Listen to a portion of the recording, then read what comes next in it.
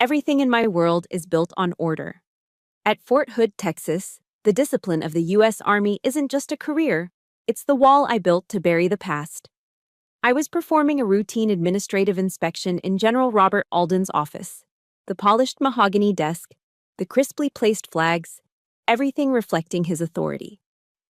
I was halfway through my checklist until my eyes landed on a photograph.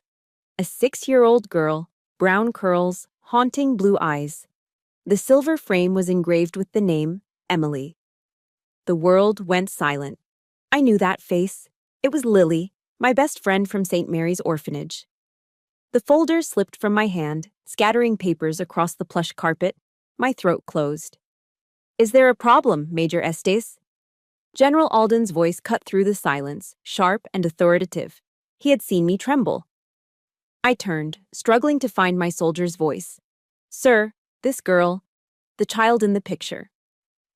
He glanced at the photo, then looked at me like I was a ghost, and asked the question that broke everything. "You mean my missing daughter?"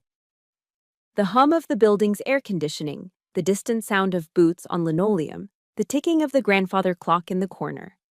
It all vanished. There was only the roaring in my ears and the general's face, a mask of hardened grief staring at me, waiting for an answer I couldn't comprehend. Your daughter, sir?" My voice was a stranger's, thin and cracked. I pointed, my hand visibly shaking. "That girl. I know her. Her name is Lily. We grew up together, at St. Mary's Orphanage, in Waco." The name dropped into the pressurized silence of the room like a stone. General Alden's eyes, which I had only ever seen as sharp instruments of command, widened. He didn't move. "St. Mary's?" he repeated, his voice dropping to a whisper. That's impossible." He took a step toward the desk, his gaze fixed on the silver frame. "Emily, my daughter, Emily. She was kidnapped from our home in Dallas 20 years ago. She was 4. A cold dread, colder than any Texas winter, washed over me. I did the math, my disciplined mind running calculations against the sudden, violent surge of my heart. "Sir," I said, forcing the words out. "I knew Lily from the time we were 6. We met at St. Mary's when I was 6. The unsaid words hung between us, heavy and toxic. 2 years after. 2 years after his 4-year-old daughter was taken from Dallas, she reappeared 2 hours away in Waco, as a 6-year-old orphan named Lily. The implication was horrific. A kidnapping was a tragedy. This was a conspiracy.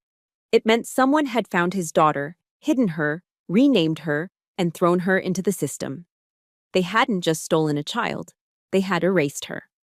The realization hit me with the force of a physical blow, a direct strike against the very foundation of my reality. Everything I believed about my past, my only friend, my own identity as an orphan. Was it all a lie? General Alden stumbled, catching himself on the edge of his immaculate mahogany desk. The facade of the commanding officer was gone, replaced by a father 20 years broken. "My God," he whispered. He sank into his leather chair, his eyes locking on mine, pleading. "My wife, Margaret. She passed away 10 years ago. She went to her grave believing our little girl was dead, that we'd never find her." He choked on the words, and I watched, frozen, as this powerful man began to come apart. My military training warred with the ghost of the child I had been. Tessa. Major Estes needed facts. Tessa needed answers. "Sir, I need to be sure," I said, my voice regaining a fraction of its steadfastness. The Lily I knew. She was quiet, always drawing. She drew airplanes, hundreds of them. Said they would fly her away to find her dad. The general let out a sharp, pained breath. "Emily. She loved planes. I was a pilot before I moved to command." "There's more," I pressed, my heart hammering against my ribs. "She had a birthmark. It was small, on the left side of her neck, just below the ear.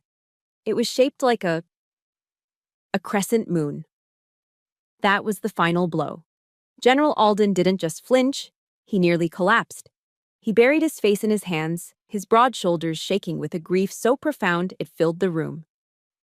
When he finally looked up, his eyes were red, raw, and full of a terrible, dawning certainty. Emily had that mark too, he confirmed, his voice ragged. Her mother used to call it her little moonbeam. The administrative inspection was over. The neatly ordered checklist in my hand was now just a meaningless piece of paper. The world I had built, a world of regulations, honor codes, and the clear-cut black and white of the U.S. Army, had just been shattered into a million shades of gray. General Alden stood up, his posture still that of a military man, but his eyes were those of a father who had just been handed both a miracle and a nightmare. He looked at me, not as a superior officer addressing a subordinate, but as a man begging for help. "Major," he said, his voice steeling itself, hardening with a new, terrifying purpose. "I gave you an order once to secure this base. Now I am giving you a new one." He paused, his jaw tightening. "Find out who stole my daughter. Find out who did this." I stood at attention, the papers still scattered at my feet. "Sir, that's not my jurisdiction. Outside my authority. A career-ending request."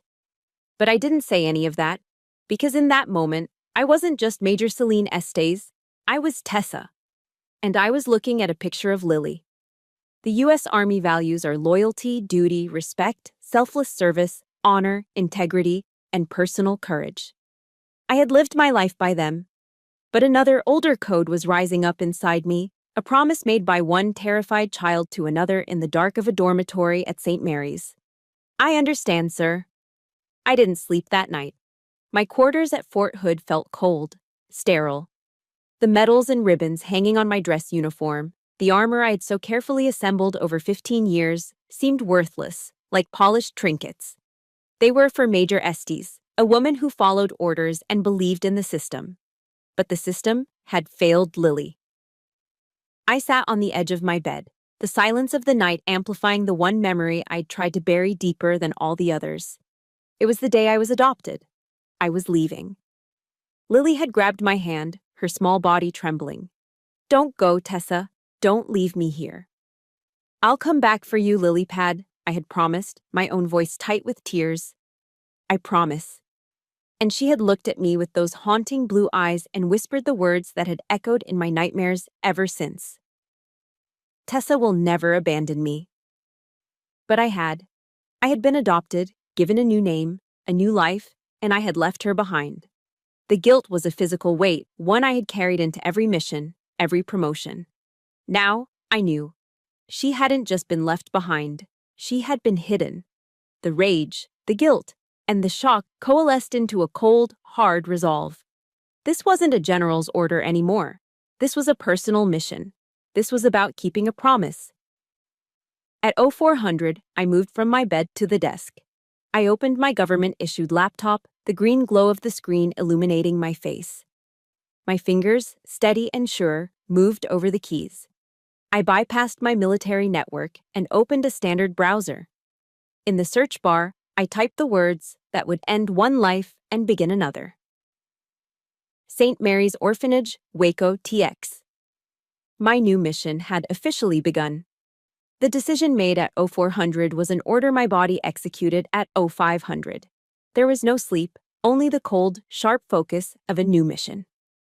Driving south on Interstate 35 from Fort Hood to Waco is a straight shot, a river of asphalt cutting through the dry, rolling hills of central Texas.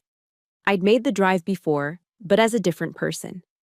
I'd driven it as Major Estes, attending mandatory training or meeting with reserve units. This time, I was driving it as Tessa. The trip was a little over an hour, but it felt like traveling 20 years back in time. The disciplined air of Fort Hood, all steel and procedure, evaporated, replaced by the humid, heavy memories of Waco. I left my government sedan parked on the street, not in the visitor's lot, and stood for a moment, just looking at the building, St. Mary's Orphanage. It hadn't changed. A squat two-story brick building that always seemed to be gray, even on the sunniest Texas day. The sign out front was faded, the paint peeling. As I walked through the double doors, the past hit me like a physical force. The smell. It was the same exact smell locked in the walls. Industrial-grade bleach and the watery, metallic tang of thin potato soup. It was the smell of being poor, of being institutional, of being a problem to be managed. My boots clicked on the old linoleum floor, a sound far too sharp and authoritative for this place. A small, elderly nun looked up from a desk. Her face, wrinkled and kind, broke into a smile. "Tessa?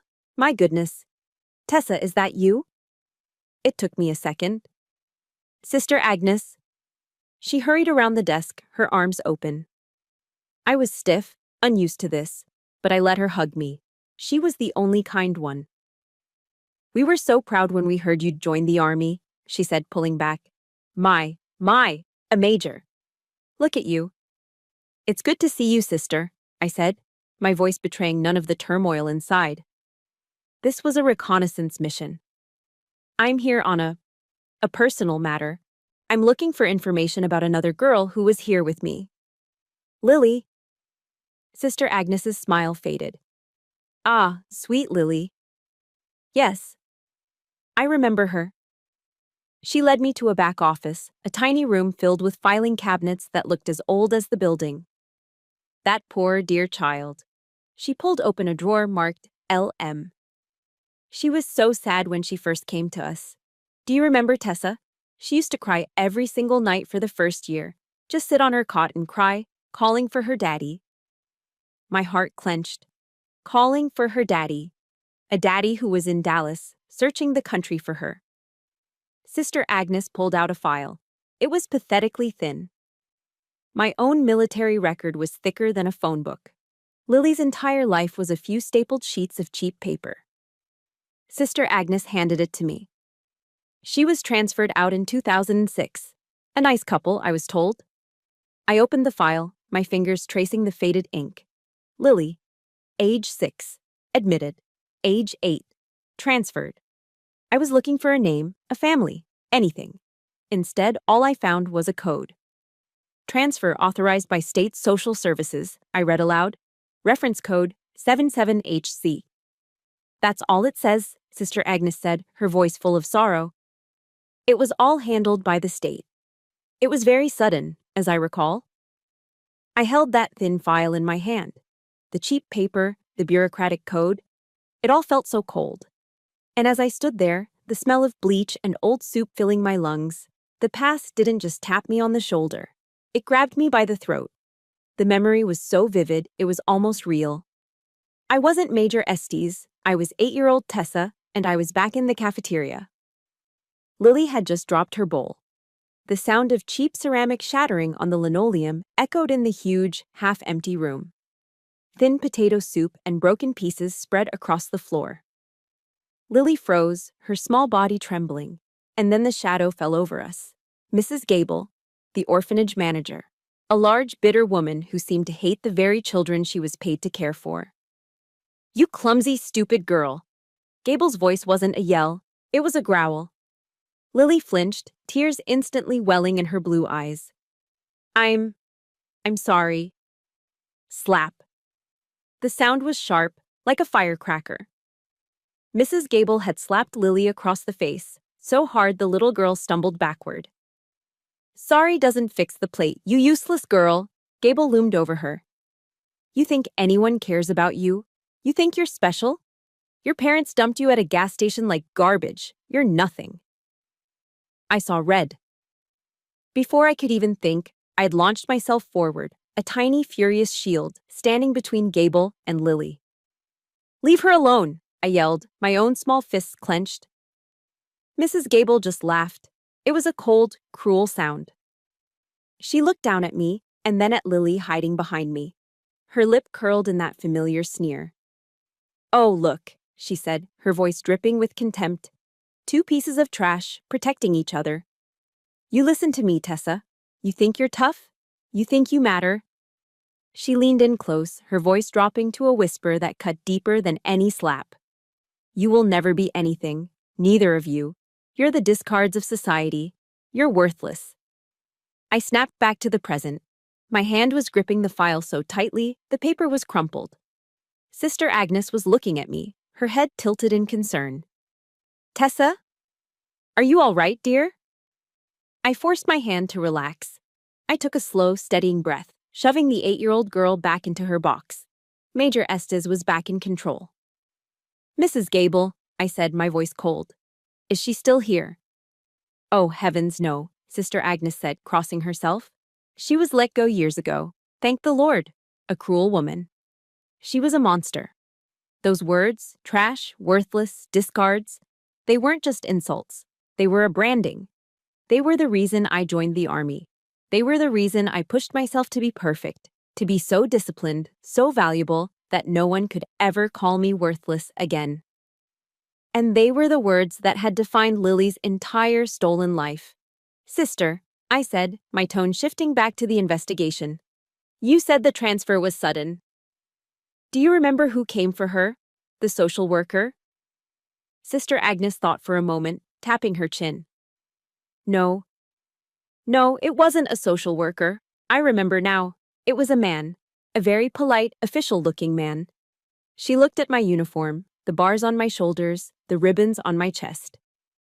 He was a soldier, Major, she said. He was dressed just like you. My blood ran cold. A soldier? Yes. He said it was an emergency. A special program. He said Lily's foster family was in a different part of the state and they had to move her immediately because of a storm. A storm. I kept my face perfectly neutral. A storm, in 2006. Thank you, sister. You've been more help than you can imagine. I walked out of St. Mary's, the code 77HC, and a single word, storm, burning in my mind. I got into my car and sat there for a full minute, the pieces clicking into place with horrifying clarity. There was no storm in Waco in 2006. Not a hurricane, not a tornado, not anything that would warrant an emergency military relocation of one orphan. This wasn't a bureaucratic error, it was a deliberate, military-grade deception. Someone had used the authority of the U.S. Army uniform, my uniform, to sign out a child under a false pretense and make her disappear. My phone buzzed in my pocket. I pulled it out. A text from a blocked number. It was from General Alden. Be careful. Some ghosts wear uniforms. That woman's words from 20 years ago echoed in my head. Discards of society. They were meant to break us, to make us believe we were worthless. But she was wrong. If you've ever had someone try to make you feel worthless, if you're rooting for Tessa and Lily to prove them all wrong, support this story with a like. And tell me in the comments, who was one person who believed in you when no one else did? I looked at the general's text. Code 77HC. A soldier. A lie about a storm. He was right. I was hunting ghosts. The search for Emily Alden was no longer a personal mission. It was an investigation into a crime, one covered up with the very honor I had sworn my life to. The drive back to Fort Hood from Waco was a silent storm of focus. The rage from Mrs. Gable's memory had been channeled, compressed into the cold, hard diamond of my resolve. I had 2 pieces of actionable intelligence, a code, 77HC, and a lie, the storm. A lie that was delivered by a U.S. Army soldier. My mind had already been running scenarios. The logical assumption was that this was connected to Undersecretary Harold Vance, a powerful man, a ghost in the system, as the general had warned. But assumptions are just theories without proof. I needed to trace the code. Back in my office, long after midnight, I didn't use my government computer. I used a secure burner phone to make a call to the one person I trusted inside the Pentagon's labyrinth. Brooks, a sharp, no-nonsense voice answered. Elena, it's Celine. I need a favor. Off the record. Captain Elena Brooks and I had come up through the JAG Corps together. She was sharper than a scalpel and fiercely loyal. If anyone could navigate the Pentagon's archives, it was her. Off the record, that's my favorite kind, Major, she whispered, and I could hear the click of her keyboard. What are you into? I'm tracing a personnel transfer from 06. A civilian child moved from a Waco orphanage under military authority. The code is 77HC. I paused. I need to know if it connects to Undersecretary Vance. There was a long silence on the other end, just the rapid tapping of keys. Elena knew better than to ask why I was asking about one of the most powerful men in Washington. Okay, 77HC, she murmured. Give me a minute. This is weird, Celine. Weird how? It's an old logistics code, and you're right, it's military. But it's not from DC, it's not political. I felt a drop of cold confusion. If not Vance, then who? It was processed by a logistics branch right there in your backyard. Killeen, Elena continued, under the authority of a Colonel M. Matthews. He's retired now. Matthews, I repeated, etching the name into my memory. But that's not the weird part, Elena said, her voice dropping lower. The request for the 77HC transfer didn't come from the Army. The Army just executed the move. The request came from a private entity, a charity fund, the Alden Family Fund. The air in my office felt thin. You mean the General's Fund? No, Elena said, and I could hear the confusion in her voice too. The signatory on the request. It's Margaret Alden. I stared at the blank wall of my office. That's impossible, Elena. Margaret Alden has been dead for 10 years. I don't know what to tell you, Celine. The electronic signature on this transfer, dated 2006, is Margaret Alden. It's right here. It's clean. Way too clean. My mind was reeling. A ghost had signed the order. I thanked Elena and hung up. The investigation I thought was aimed at Washington had just taken a sharp, impossible turn into the grave. The next day was Saturday. I found Colonel M. Matthews, retired, living in Georgetown, Texas. It's a wealthy, pristine suburb just north of Austin, full of immaculate lawns and sprawling brick homes where high-ranking officers go to enjoy their generous pensions. I drove my personal car, a simple black sedan. I was out of uniform, wearing jeans and a simple blue button-down. This was not official business. This was personal. I found Matthews in his backyard. It was the absolute picture of a Texas Saturday. He was a portly man in a kiss-the-cook apron, standing before a massive, gleaming silver smoker. The air was rich with the smell of hickory smoke and slow-cooked beef. He smiled when I walked up the driveway. Well, hello there. Can I help you? Colonel Matthews? I asked, flashing my military ID. Major Celine Estes, Fort Hood. His smile didn't waver, but his eyes tightened. The good old boy network was closing ranks. A major? All the way out here? Must be important. You want a beer? I'm just about to wrap this brisket. I'm not here for a social call, sir. My voice was flat, cutting through the warm, smoky air. I'm here to talk about a transfer order you signed in 2006, code 77HC. The smile vanished. The color drained from his face. Got him. I don't know what you're talking about, he stammered, turning to fuss with the smoker's temperature gauge. A child from St. Mary's in Waco, a girl named Lily. You used a false storm report as a pretext for an emergency transfer. Matthews dropped his barbecue tongs. They clattered on the stone patio. That was standard procedure, a humanitarian relocation. It was all by the book. Was it by the book to take your orders from a civilian? I asked. It wasn't a state request, Colonel. It was signed by Margaret Alden. He visibly trembled. The man in the kiss-the-cook apron was gone, replaced by a terrified, cornered rat. He was sweating profusely now, and it wasn't from the Texas heat. You don't understand, he whispered, looking around his perfect manicured yard as if assassins might be hiding in the rose bushes. You have to. You don't. Why? I pressed, stepping closer. Why would you do it? It was a personal favor, he burst out, his voice a panicked squeak. Mrs. Alden. She was a great benefactor to the base, a huge contributor. She was a very powerful woman. Powerful enough to make a colonel hide a child? Why? Matthews looked at me, his eyes full of a 20-year-old guilt. She said the girl was a mistake, he whispered, the word hanging ugly in the air. She said the child was a threat to the family's stability, that the general was in a fragile state, that he would never get over it if he knew the truth. The truth about what? I demanded. Matthews flinched. He wouldn't tell me. He just said, He just said that Margaret called the girl the bastard. My blood ran cold. The bastard. The entire narrative shifted.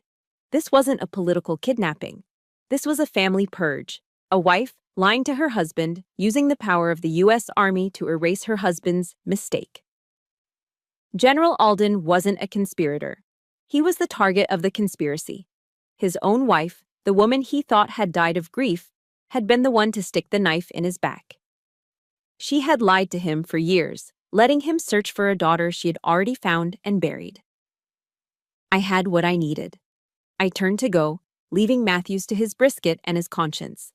"Major, wait," he called out, his voice desperate. I turned back. "You're in over your head," he pleaded, taking a step toward me. "You're going up against a woman who buried a child alive to protect her reputation. She will not hesitate to bury you." "Mrs. Alden is dead, Colonel." He let out a dry, choked laugh. "You think that matters? You think death stops people like that?" He shook his head, his eyes wide with a fear that went beyond me. "That man in Washington, Undersecretary Harold Vance, he's not just a political ally." He leaned in, and his final words hit me like a physical blow. "He's her brother. He'll protect his family. He will protect her." I stood frozen on the perfect green lawn.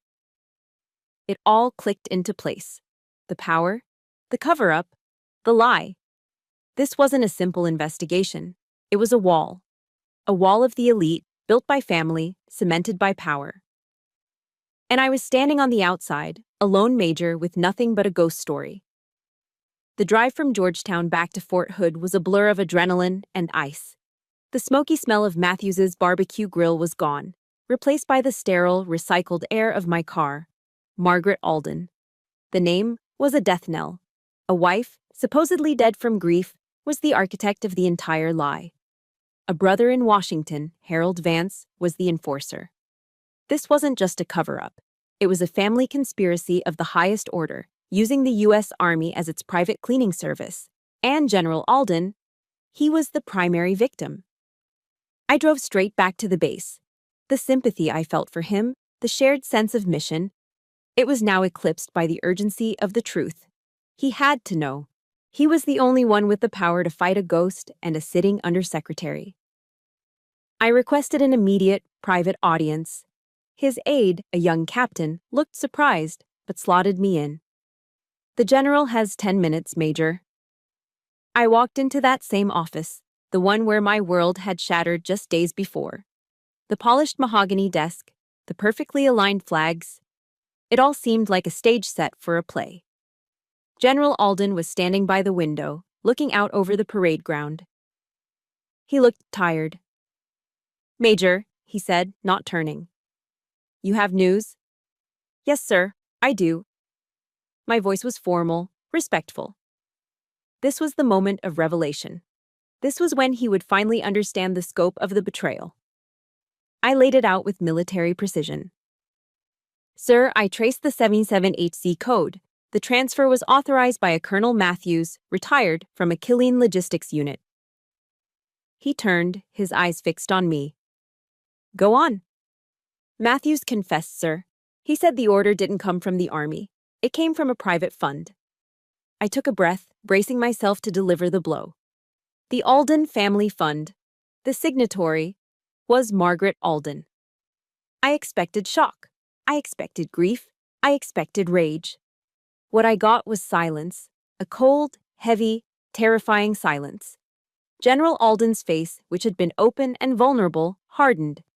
The mask of the two-star general snapped back into place. The temperature in the room dropped 10 degrees. "Major Estes," he said, his voice dangerously quiet. "Are you standing in my office, telling me you are accusing my wife?" The words were so cold, so sharp, I flinched. "Sir, I am reporting." "Your wife," he continued, his voice rising, "who died grieving for the daughter you claim she hid." "General, the evidence." "Evidence?" He took a step toward me, his frame seeming to fill the entire room. "What evidence do you have, Major? The ravings of a retired colonel you intimidated? A 20-year-old piece of paper? Sir, Matthews was terrified. He said she called the child a mistake. He said, slap. He didn't hit me. He hit the desk. His open palm came down on the polished mahogany with a crack so loud it sounded like a gunshot.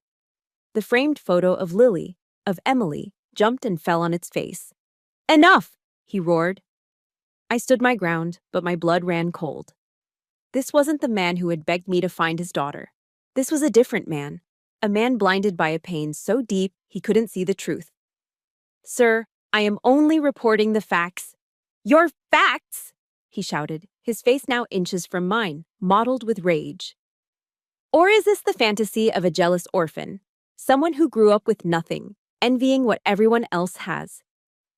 The words hit me like a physical slap. He had taken my deepest wound, my past, the very thing that allowed me to find this case in the first place, and he'd turned it into a weapon. You think you know family, he spat. You think you know pain? You have no idea who you are. Sir? My voice trembled, not with fear, but with a sudden boiling rage. You walk into my office, into my life, with this insane theory. You tear open old wounds, and now you have the audacity to stand there and smear my wife's memory. He was shaking, his grief and his denial twisting into a terrible, cruel fury. She is dead, he yelled. She's the victim here, not you, not this ghost you're chasing. My pain is not yours to play with. He was projecting. He was taking all his rage at Margaret, at his stolen child, at 20 years of lies. And he was aiming it all at the one person who had brought him the truth. Me. General, please, I tried one last time, my training warring with the screaming child inside me. Listen to me. No. I have heard enough. He stabbed his finger at my face, a gesture of absolute, crushing authority. You have gone too far, Major. You are clearly obsessed. You're compromised by your own past. He stalked back behind his desk, his chest heaving, his authority now a crushing weight. I gave you a mission to find my daughter, not to destroy my family, not to desecrate the memory of my wife. He looked at me, his eyes now completely cold, void of all the humanity I had seen before. The executioner was back. Major Estes, you are officially and immediately suspended from this assignment. You will turn in your credentials and your badge to my aide. You are confined to base until further notice. He looked at the door. Now. Get out. My world, which had been cracked, now shattered. I didn't argue. I didn't cry. The soldier took over. My heels clicked together. I brought my hand up in a sharp, perfect salute, my arm rigid, my spine straight. Yes, sir, my voice said. It was clipped, precise, empty. I held the salute until he, almost as an afterthought, returned it. I did a perfect about-face and walked out of the office, but inside, I was hemorrhaging. I was 8-year-old Tessa, being slapped by Mrs. Gable. I was the discard, the piece of trash. I had risked my career. I had dredged up my own trauma. I had done it for him. For Lily? And he hadn't just dismissed me. He hadn't just fired me. He had used my own past to call me a liar, to shame me, to cast me out. This is that moment. The one where you give everything you have, you do the right thing, you risk it all. And in return, you're not just ignored. You're punished. You're told you are the problem. This is for everyone who has ever poured their heart into something, only to be blamed when the truth was too hard for someone else to handle. If you've ever felt that sting of being unfairly accused, hit like to show Celine she's not alone. And tell us in the comments, what's one word you'd use to describe the general right now? I walked past the aide's desk, my face a mask of stone. I didn't stop. I walked out of the command building into the blinding Texas sun. I was no longer an officer. I was no longer an ally. I was just alone. I don't know how long I sat in my car in the command building parking lot. 10 minutes?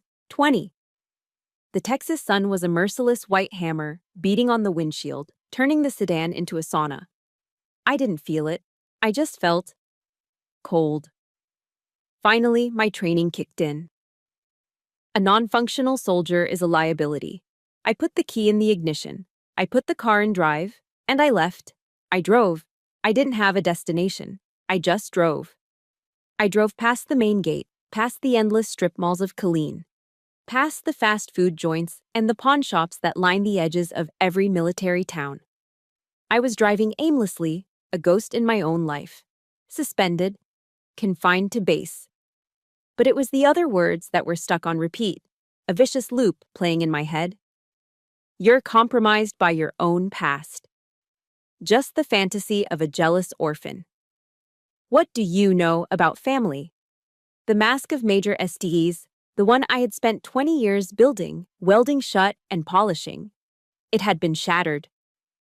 And the thing underneath, the thing I had hidden for so long, was just a scared, 8-year-old girl. Tessa. I pulled over, my hands shaking on the steering wheel, and for the first time since I was a child, I put my head down and I wept. I cried. Not the silent, stoic tears of a soldier. I cried with ugly, gasping sobs, the kind that tear out of you from a place you keep locked away. I cried for Lily. I cried for the general. I cried for the 20 stolen years, and I cried for me. Because in that moment, I believed him. Mrs. Gable was right. You're worthless, a discard of society. General Alden was right. A jealous orphan. I had spent my entire adult life running from that little girl, building a fortress of discipline and rank and honor so high that no one could ever touch her. And with just a few words, the general had torn it all down. He had seen right through the uniform and pointed at the one thing I couldn't defend, the truth of my own past. I was worthless. I had tried to help, and I had been punished for it. I was just a piece of trash, trying to play dress-up in a major's uniform. The silence in the car was too loud, filled with the voices of Gable and Alden, a chorus of my deepest fears. I couldn't stand it. I fumbled for the console, jabbing at the touchscreen of my car's stereo, desperate for any noise to drown them out. My phone connected, and a podcast I'd half listened to weeks ago resumed playing. I didn't care what it was. I just needed another voice. And so we are terrified of it, a woman's voice said, her accent a familiar, warm Texas drawl. We are terrified of being seen as weak. We are terrified of being vulnerable. I almost turned it off. The last thing I wanted to hear about was being weak. But here's the thing I've learned from all my research, the voice continued. Vulnerability is not weakness. It's not. In fact, it is our most accurate measure of courage. I froze. My hand, which had been reaching to change the station, just hovered in the air. To be vulnerable, the woman said, her voice full of a gentle, academic certainty. To show up and be seen when you have no control over the outcome. That is the definition of daring greatly. That's being in the arena. And the easiest way to know you're in the arena? You're the one who's getting your ass kicked by the critics in the stands. I knew that voice. It was Brené Brown. Her talks, recorded just down the highway in Austin, were practically required listening for a certain kind of Texan. I'd always found them soft. But right now, her words weren't soft. They were a steel rod running straight up my broken spine. The general, he'd called me weak, I whispered to the empty car. Compromised by my past, obsessed. Vulnerability is not weakness. It's our most accurate measure of courage. He had taken my past, my orphan past, and used it as a slur. He'd used it to shame me, to dismiss me, to prove that my facts were just the fantasies of a damaged person. And Brené Brown, in her warm Texas accent, was telling me he was wrong. She was telling me that the very thing he called a weakness was actually my strength. It was an aha moment so profound, it was like a physical jolt. I wasn't weak because I cared about Lily. I was strong because I cared. My orphan past wasn't a compromise. It was a superpower. It was the only reason this case existed. 1,000 other officers could have walked into that office, seen that picture, and felt nothing. They would have seen a general's daughter, a pretty girl in a silver frame. But I saw Lily. My vulnerability, my compromised past, was a key. It was a lockpick that allowed me to see the one detail in the room that didn't belong. My pain wasn't a liability. It was a lens. It allowed me to see the truth. And Lily? God, Lily. She was courageous. She had survived Mrs. Gable. She had survived being stolen, renamed, and hidden. She had survived all of it. The sobs stopped. I sat up, wiping the hot, angry tears from my face. The fog of despair was burning away, replaced by a cold, clear, Arctic rage. The general was wrong. I wasn't done. I put the car in gear. But I didn't drive. I just sat there, my foot on the brake. A new thought. A new, terrifying thought. The general could suspend Major Estes. He could take her badge, her credentials, her mission. He could lock her out of the system. But he couldn't suspend Tessa. Tessa wasn't in the system. Tessa was a ghost, just like Lily. And if Margaret Alden, this phantom of a woman, had orchestrated a military-level operation to find, secure, and hide Lily, if she had gone to all that trouble to erase Emily and create Lily, a child with no past, what were the chances she would leave Lily's only friend, her sister, her only link to her real life, just sitting there? Margaret wouldn't just have wanted Lily to be gone. She would have wanted her to be alone. She wouldn't just have hidden Lily. She would have wanted to get rid of the only other person in the world who knew her secret. Me.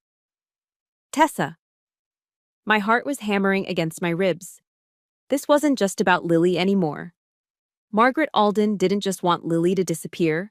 She wanted me to disappear too. I took my foot off the brake. The car rolled forward. I knew where I was going. I wasn't investigating Lily's file anymore. I was going to investigate my own. I didn't drive back to Fort Hood. I didn't drive back to Waco. I drove south toward the coast, toward the place where Tessa had been erased and Celine had been invented. I drove to Houston. The car felt like a decompression chamber, the only place I could process the last few days. The general's betrayal, the memory of Mrs. Gable, the impossible fact of Margaret Alden. My hands were steady on the wheel, but my heart was a cold, hard knot. The logic of my new mission was the only thing holding me together. If Margaret Alden wanted Lily to disappear, she would have wanted me to disappear too. I was no longer Major Estes, a suspended officer. I was Tessa, the primary witness, the loose end. The Harris County Adoption Records Office was exactly what you'd expect. A sterile beige room under buzzing fluorescent lights, smelling of old paper and stale coffee. It was the temple of American bureaucracy. I wasn't here as a soldier. I was here as a private citizen, an orphan searching for her roots. I waited in line for 45 minutes before I got to a clerk, a woman with tired eyes and a nameplate that read, Ms. Peters. "Hi," I said, forcing a civilian pleasantness that felt foreign. "I'm here to request my original adoption file. My birth name was Tessa." She typed my name into an ancient-looking computer terminal. Her fingernails, painted a chipped, bright pink, clicked on the keys. She sighed, the long, weary sigh of someone who did this all day. "Tessa. With no last name?" "That's correct. I was a ward of the state, transferred from St. Mary's in Waco." More clicking. She squinted at the screen. "Okay, I see a file, but I can't give it to you." My blood pressure spiked. "Why not?" "It's sealed," she said, not looking up. "Sealed? By whom?" "I'm the adoptee." "By Texas law, I have the right to petition."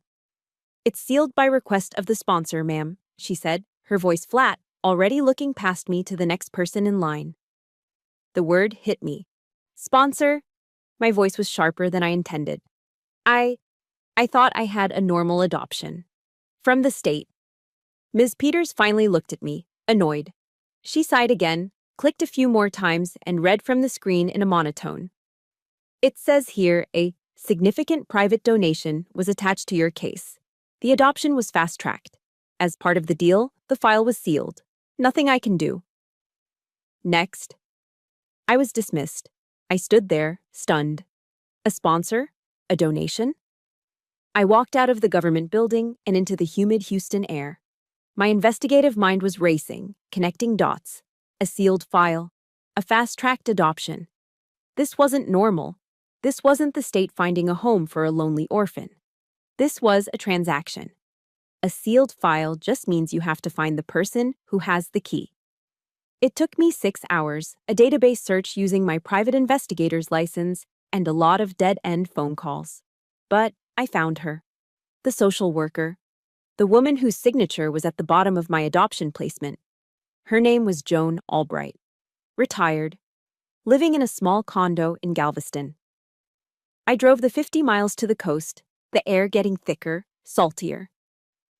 Galveston was an island of old-world charm and ghosts. It felt appropriate. I found Mrs. Albright's condo, a small, neat place in a complex painted pale yellow. She was an older woman, maybe in her late 70s, with kind eyes and a frail, bird-like frame. She looked confused when she saw me at her door. "Mrs. Albright?" "Yes." "My name is Celine Estes. I think you were the social worker who handled my adoption, almost 20 years ago. My name was Tessa." Her eyes widened. The color drained from her face. "Tessa," she whispered, her hand flying to her throat. "Oh my goodness, I always wondered. Please, come in, child." She led me to a small, sun-filled living room. We sat. I didn't know where to start. So I reached into my bag and pulled out the one picture I had from that time. A faded, cracked photo of me and Lily, arms around each other, squinting in the Texas sun. I handed it to her. This was my best friend, Lily. Joan Albright took the photo. Her hand trembled. She looked at it, and her eyes filled with tears. "Oh, God," she wept, the tears rolling down her wrinkled cheeks. I was right. It wasn't right. "What wasn't right, Mrs. Albright?" I asked, my voice gentle. "Your adoption, dear," she said, dabbing her eyes. It was all so strange. I had you and Lily both on my caseload, two bright, inseparable little girls. And then," she took a shaky breath. "Then, this perfect couple shows up, the Estes. Good family, good job, sterile home. They wanted to adopt, but they were specific. They wanted you, and only you. And then the donation came," she continued, her voice dropping to a whisper. A massive donation to St. Mary's, from a private benefactor. The orphanage had never seen that much money. My heart was a cold stone in my chest.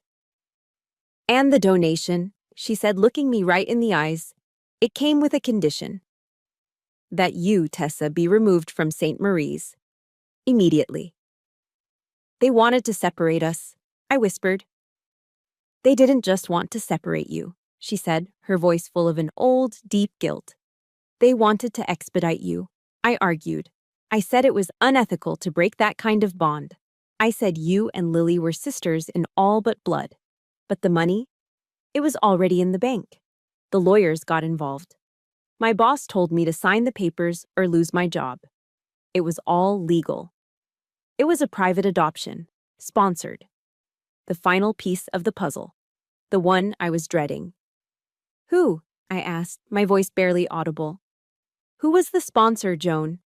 Who paid to have me taken away?" She looked at the photo, at the two little girls. She cried silently for a moment. "I wasn't supposed to keep this," she said. "It could have gotten me disbarred. But it was the most evil thing I'd ever seen done in my career, and I needed proof I wasn't crazy." She went to an old desk and pulled out a manila folder. From it, she slid a single piece of paper, a faded blue-green carbon copy of a cashier's check. My hand was shaking as I took it, and there, in the "from" line, typed in clean, serif font, were the words I already knew I would see. "The Alden Family Fund." I went numb. It was a physical sensation, a creeping cold that started in my chest and spread to my fingertips. Margaret Alden. The ghost. The grieving mother. She hadn't just found Emily Lily and hidden her in Waco. She had found her, hidden her, and then, with the cold precision of a surgeon, she had systematically, deliberately, cut me out. She had looked at her stolen, traumatized daughter. She had seen the one person in the world who made her feel safe, her one friend, her only friend, and she had paid to have me removed, to have me shipped off and erased just to ensure that Lily would be completely, utterly alone. I sat in my car, parked on the Galveston seawall, looking out at the gray, choppy waves of the Gulf of Mexico. The salt spray hit the windshield. This pain was worse than the general's. His was the lashing out of a man blinded by grief. This was the calculated, sociopathic cruelty of a monster. My entire life, my deep, unshakable feeling of being alone. It wasn't a personality quirk. It was a design. It was engineered. And my promise to Lily. Tessa will never leave you. I hadn't broken it. I hadn't failed. I was stolen from her. Margaret Alden had ripped me from her side. She had made me a traitor in Lily's eyes, the friend who had just disappeared. The numbness evaporated, replaced by something I had never felt before. It wasn't the hot anger of Mrs. Gable or the frustrated rage at the general. It was a cold, pure, righteous fury. This wasn't about the army anymore. This wasn't about a career. This was about Tessa and Lily. This rage was bigger than the U.S. Army. It was bigger than any ghost.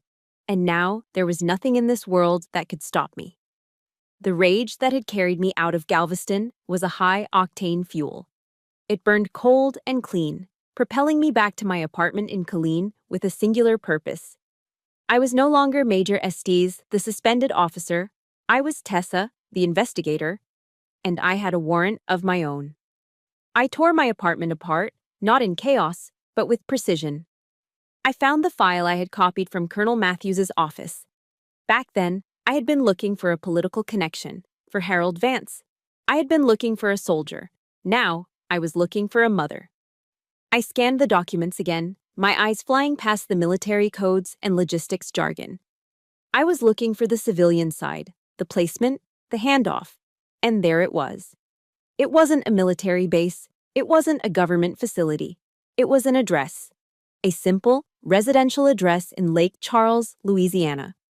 It was attached to a foster care transfer, authorized by Matthews's logistics unit under the emergency hurricane pretext.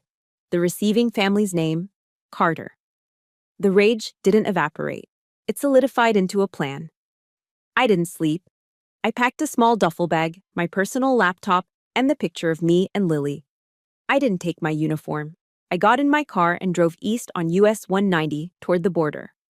I drove through the night, the flat, dry scrubland of central Texas dissolving into the dense, dark pines of East Texas.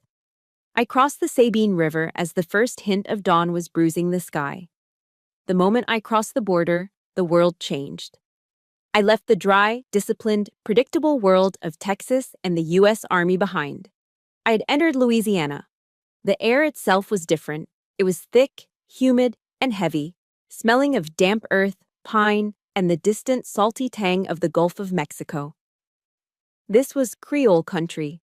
The road signs, the architecture, the very color of the light, it all felt different. Slower, older, more complicated.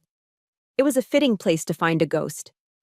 By 10 a.m., I was in Lake Charles, a city that felt more like a sprawling town, a mix of casinos, chemical plants, and quiet, oak-lined streets. The address from Matthews's file wasn't in the city proper. It was north, in a small, quiet community called Moss Bluff. I found the street. It was lined with modest, single-story homes, the kind with small boats parked in the driveways and big, shady trees. I parked in front of a small, neat brick house with a garden full of azaleas. My heart was a trip hammer. She could be gone. She could have moved years ago. This could be another dead end. I walked up the path and rang the bell. A moment later, the door opened. A woman in her late 50s with kind eyes and a warm, open face looked out. "Can I help you?" she asked, her voice soft with that gentle southern Louisiana accent. "Mrs. Carter?" "I am," she said, squinting a little. "I'm sorry, do I know you?" "My name is Celine Estes. I know this is going to sound strange, but I'm looking for someone who may have lived with you, almost 20 years ago. A girl you fostered. Her name was Lily." The woman's face didn't close off. It softened. She put a hand to her chest. "Oh, Lord," she said, her voice full of recognition. "Lily. Of course, I remember Lily. She was our girl." She looked at me, her gaze searching. "Please, honey, come inside. It's too hot to stand out there." She led me into a living room that smelled of coffee and cinnamon. It was a home, a real one. "Are you a friend of hers?" Mrs. Carter asked, sitting across from me. "I was," I said, my voice thick. "We were at St. Mary's together, in Waco. We were best friends." Mrs. Carter's eyes filled with tears. "Oh, honey," she said. "St. Mary's. Yes, that child. She was a good girl, so sweet. But she had such nightmares when she first came to us." My breath caught. "Nightmares?" "Terrible ones," she said, shaking her head. "She'd wake up screaming. She'd dream about soldiers and about a girl named Tessa." My heart stopped. It just stopped. "Tessa," I whispered. "That's right," Mrs. Carter nodded. "She would cry and cry. She'd say, 'Tessa promised.' She said, 'Tessa promised she would never leave me.'" I couldn't speak. The guilt that Margaret Alden had so carefully engineered, the lie that I had abandoned her, it was real. Lily had lived with it. "She thought I left her," I finally managed to say, the words like glass in my throat. "Oh, baby, no," Mrs. Carter said, leaning forward. "She was just a child. She was hurt. She missed her friend. She's a wonderful woman now. Our Lily. She's a nurse, over at the hospital. St. Pat's. She was here. She was real. She was a nurse. She's okay?" "She's more than okay," Mrs. Carter beamed, a mother's pride shining in her face. "She's a light. She helps people. She's the kindest person I know. Though, still quiet, still keeps a part of herself locked away, you know? Like she's still missing something." I was missing her too. I went to the hospital. It was a low, sprawling building. I walked in, my boots clicking on the linoleum, feeling completely out of place in my jeans and t-shirt. I felt like I was vibrating, my nerves stretched so thin I could hear them humming. I asked for Lily Carter. The receptionist directed me to the orthopedic rehab wing. I walked down a hallway that smelled of antiseptic and floor wax. And then I saw her. She was older, taller, a woman. But she was her.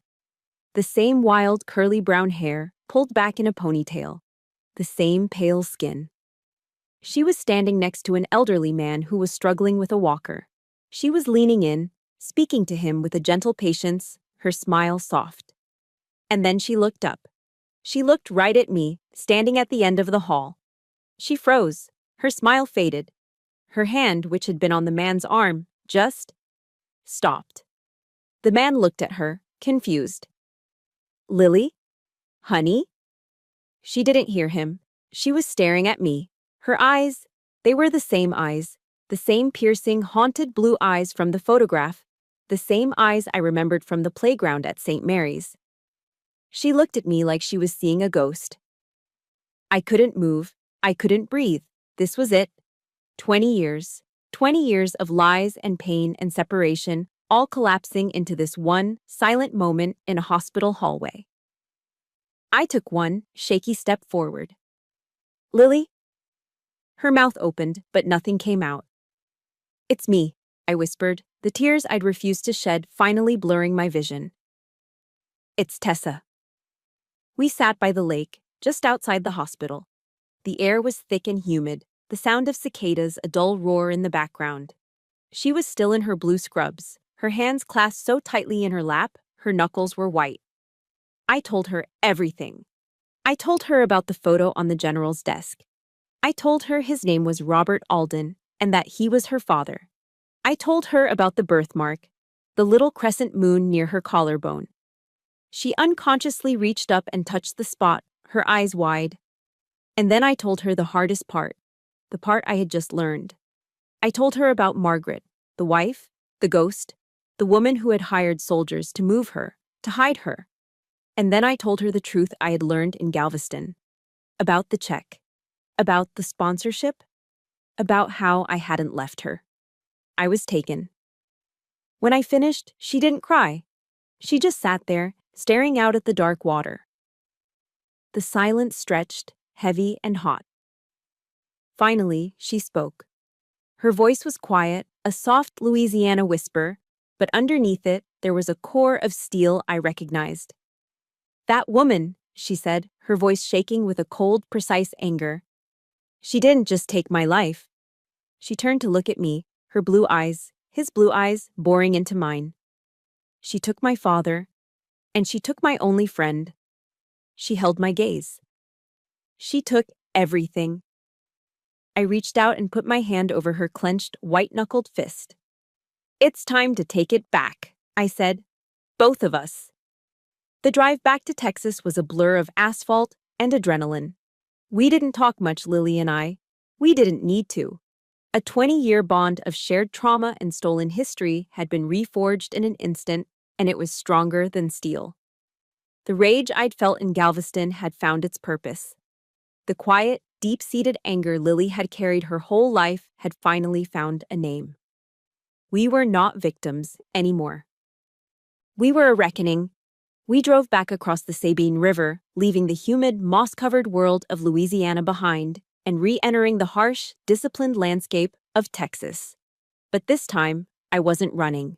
I was invading. As we neared Fort Hood, I picked up my phone. My fingers were steady. I knew exactly who to call. General Alden answered on the first ring. His voice was strained, tired. "Estes?"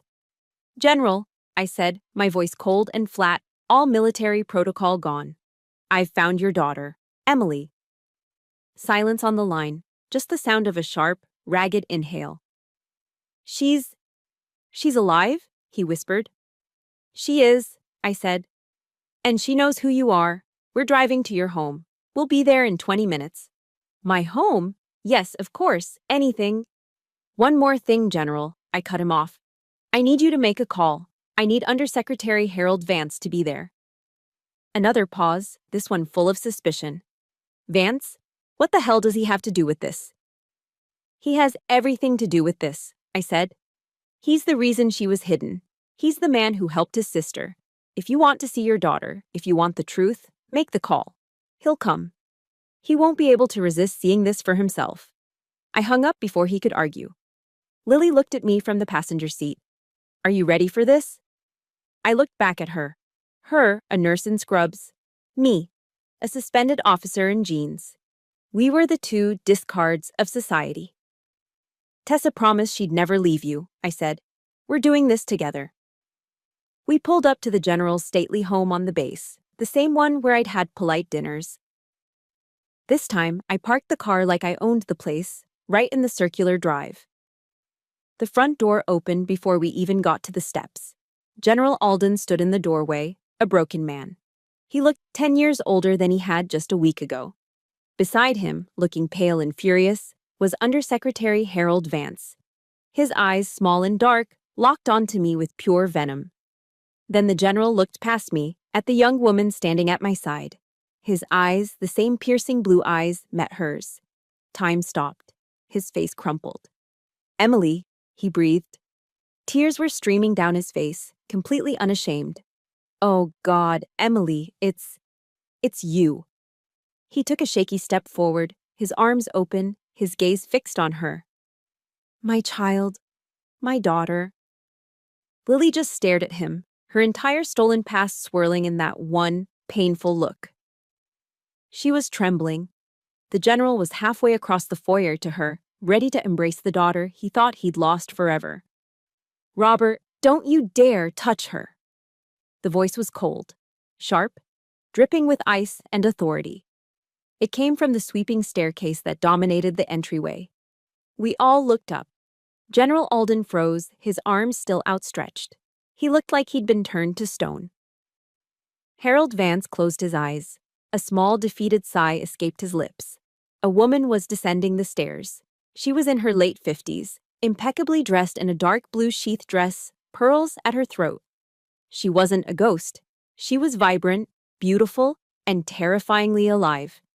It was the woman from the photographs, Margaret Alden. General Alden's face was a mask of utter, complete horror. His voice was a strangled whisper. Margaret, but, but you're dead. I, I buried you. The car. The fire. Oh, stop it, Robert, Margaret snapped, stepping onto the polished marble floor. She didn't look at Lily. She didn't look at me. She only looked at her husband, her eyes filled with a bored contempt. I was never dead. I was just done. She gestured dismissively toward Vance. I just needed you to believe I was dead so I could finally leave you and be with Harold. A boating accident in the Mediterranean. So much cleaner than a messy divorce, don't you think? Vance, her brother, looked away, ashamed. You faked your death? Alden was gasping, leaning against a pillar for support. Of course I did, Margaret said, finally turning her cold gaze on the general. You were always so weak, Robert. Weak in your grief, weak with your responsibilities, and weakest of all, for that. She pointed a perfectly manicured finger at Lily. This was it, the room of truth. Lily, who had been frozen in shock, now found her voice. She took a single, brave step forward, away from me and into the center of the room. Why? Lily's voice was quiet, but it cut through the air like a razor. I was a child. Why would you do this to me? Margaret Alden finally looked at her. It wasn't a look of remorse, it was a look of pure, unadulterated disgust. Because you, Margaret said, her voice dropping, are not my child. She let the words hang in the air, a public execution. You are not my family. You are the result of one of Robert's indiscretions, a dirty little secret from a tour in Germany. The general let out a sound, a wounded, guttural moan. You were a stain, child, Margaret continued, her voice devoid of any human warmth. A walking, breathing reminder of his failure. I told him to get rid of you then, but he was too honorable. So when you were kidnapped in Dallas, Margaret said with a cruel laugh, it was a gift, a miracle. Imagine my horror when Harold's people found you, years later, in a Waco orphanage. I couldn't let you come back. I couldn't let you ruin my family, my life. So yes, she spat. I had you moved. I had you hidden. I did you a favor by letting you live as a nobody. I did what I had to do to protect my real family. The silence that followed was absolute. The truth was finally out, in all its ugly, brutal, and remorseless glory. General Alden understood it all now. He looked at Harold Vance, his brother-in-law, his friend, the man who had helped him hunt for his missing daughter while knowing he was just covering for his sister. Then he looked at Margaret, the wife he had mourned, the woman who had not only betrayed him, but who had faked her own death to leave him, all while orchestrating this 20-year-long emotional torture. His entire world, his honor, his family, his grief, it was all a lie. It had collapsed in on itself. But Lily wasn't done. I stepped forward, into the light, standing beside her. And you paid, I said, my voice ringing out, loud and clear. You paid to have me adopted. You paid to have me taken away from her, just to make sure she was completely alone. Margaret just sneered. Lily looked at her. She wasn't trembling anymore. She wasn't a victim. She stood tall, a survivor, a nurse, a woman who had built a life from the ashes Margaret had left her. You were wrong, Lily said, her voice clear and strong. You called me a stain. Mrs. Gable called me trash. The general called me a fantasy. You all tried to throw us away. She reached out and for the first time grabbed my hand, linking us together. We are not discards, Lily said, looking right into Margaret's cold, dead eyes. We survived. The explosion in General Alden's foyer wasn't just emotional. It was a detonation that echoed all the way to Washington, D.C. In the hours that followed, military police, who had been called by a shattered General Alden, quietly took Margaret Alden and a pale, silent Harold Vance into custody. The room of truth became a crime scene. Lily and I were taken to a separate, quiet office on the base.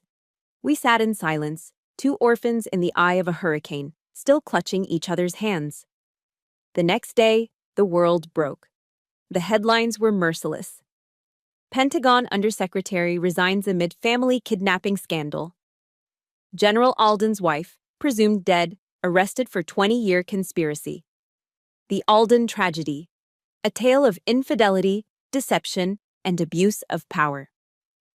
It was a feeding frenzy. Margaret and Vance were facing a long list of federal charges, including conspiracy, obstruction of justice, and falsifying government records. The emergency hurricane order was the nail in their coffin. But for me, the most significant fallout wasn't their arrest. It was my vindication. The Army, in a frantic attempt at damage control, launched an internal investigation. But the truth was already out. My suspension was immediately and quietly lifted. The real reckoning, however, came a month later. General Alden, true to his word, resigned his command. He took full responsibility for his blindness, for his failure to protect his daughter, and for his abuse of power in silencing me. His final act as an officer was to testify, under oath, before a closed-session Senate Armed Services Committee in Washington, D.C. I was there. I sat in my dress uniform, my major's leaf pin gleaming, and watched Robert Alden, now a civilian in a simple suit, address the senators. "I was a fool," he said, his voice quiet but clear. "My grief and my pride made me blind. I had an officer, Major Estes, who did exactly what the Army trained her to do. She sought the truth. She brought it to me, and I punished her for it. I used her past as a weapon against her. I failed as a general, and I failed as a man." He then turned in that formal wood-paneled room and looked directly at me. "Major Estes, I publicly apologize to you in my resignation. But I want to do it again. My actions were inexcusable. You represent the very honor I claim to be protecting. I am profoundly sorry." I just nodded, once. My own testimony was short. I told them about St. Mary's, about Lily, about Brené Brown's definition of courage. I told them, the Army values are duty, respect, and honor. But honor isn't about protecting a perfect image. It's about the courage to face an imperfect truth. That's what I tried to do. That's what I will always try to do. My career was intact. My name was clear. Major Estes had been fully restored. But Tessa was still healing. A few months passed. The leaves in Central Texas turned a dusty gold. The scandal faded into the next news cycle. I took a long overdue leave of absence. I drove my car out west, deep into the Texas Hill Country, to the ranch where General Alden, now just Robert, was living. He and Lily were there. She had taken a leave of absence from the hospital in Louisiana, choosing, for the first time, to face the past she had never known. When I arrived, they were in a field, trying to repair a long stretch of old cedar post fence. It was awkward. I watched them for a moment from the car. They were like two strangers forced to share a space. He, the former general, used to commanding thousands, now fumbling with a hammer. She, the nurse, used to giving care, now awkwardly receiving it. They were learning a new language. I got out of the car. "Looks like you could use a hand," I said. Robert looked up, relief on his face. "Celine, you came." Lily smiled, a small, shy smile. "Hey, Tessa." I grabbed a pair of gloves and joined them. We worked in the warm autumn sun, the three of us mending the fence. At one point, Robert was struggling to hold a post straight while Lily tried to secure the wire. "I wasted 20 years, Emily," he said suddenly, his voice thick with regret. 20 years. I don't know how to fix this. I don't know how to be a father." Lily stopped, her hands on the wire. She looked at him, her eyes holding his. "I don't know how to be a daughter," she said softly. "But we have time. We can learn." He nodded, a tear tracing a line through the dust on his cheek. That evening, he turned to me as we sat on the porch, watching the sun set over the hills. "Major." "No, Celine," he said. "Your courage. It wasn't just a soldier's courage. It was something more. You saved us both. Me from my lies and her from a life without a past. Have you? Have you forgiven me? For what I said? For my blindness? I watched the sunset. I thought of the man in the office, the one who had screamed at me, who had called me a damaged orphan. He was gone. In his place was just a man, full of regret. I understand, I said. Margaret didn't just attack me, she attacked your greatest fear. The fear of being a failure. The fear that you were right to feel guilty. And you were never my enemy, Robert. You were just her first victim. We stayed there, at the ranch, until November. Lily, who had officially changed her name to Lily Emily Alden, and I had spent weeks just talking. We talked about St. Mary's, about Mrs. Gable, about her life in Louisiana, my life in the Army. We were filling in the 20-year hole that Margaret had dug between us. Then came the fourth Thursday of the month. Thanksgiving. It was the first Thanksgiving for all of us. Robert's first without the shadow of his wife, Lily's first with a father, and my first, well, my first real one. They invited me. The small ranch house was warm, filled with the smell of roasting turkey and pumpkin pie. It was just the three of us. We sat at the small wooden table. Robert brought the turkey, perfectly browned. Lily brought out a bowl of sweet potatoes. I, having no domestic skills, was in charge of the wine. Robert stood at the head of the table, carving knife in hand. He looked at Lily, then at me. His eyes were full. He raised his glass. I'm not much for speeches anymore, he said, his voice thick. But I need to make a toast. To family. He looked at Lily. Not the one we're born into. Not the one defined by blood or by lies. He looked at me. To the family we choose, he said. The family we fight for. The family we build from the truth. To Lily and to Celine. Welcome home. We clinked glasses. Lily looked across the table at me, and she smiled. It wasn't the small, shy smile of the woman at the fence. It wasn't the haunted look of the girl in the photo. It was the smile from the playground at St. Mary's. The one I thought I'd lost forever. The one that was pure and free. I smiled back, and in that moment, sitting in a small ranch house in the Texas Hill Country, surrounded by the smell of turkey and the warmth of two survivors, I felt the two halves of my life click into place. The walls I had built, the armor I had worn, they were gone. I was no longer Tessa, the broken orphan. I was no longer just Major Estes, the disciplined soldier. I was Celine. 1 year later. I'm standing on a stage at Fort Hood. The auditorium is filled with the best and brightest of the U.S. Army, young officers fresh from West Point and ROTC programs, their uniforms crisp, their faces earnest. I'm in my dress uniform, the same one I wore when I stood before the Senate committee. But this time, I'm not an inspector. I'm not a witness. I'm the keynote speaker. My topic is honor and the moral compass. I look out at the sea of faces. They see Major Celine Estes, an officer commended for integrity, a success story. They see the armor. They don't see the scars. They don't see the little girl named Tessa. But today, I'm not here to talk about the armor. I'm here to talk about what it protects.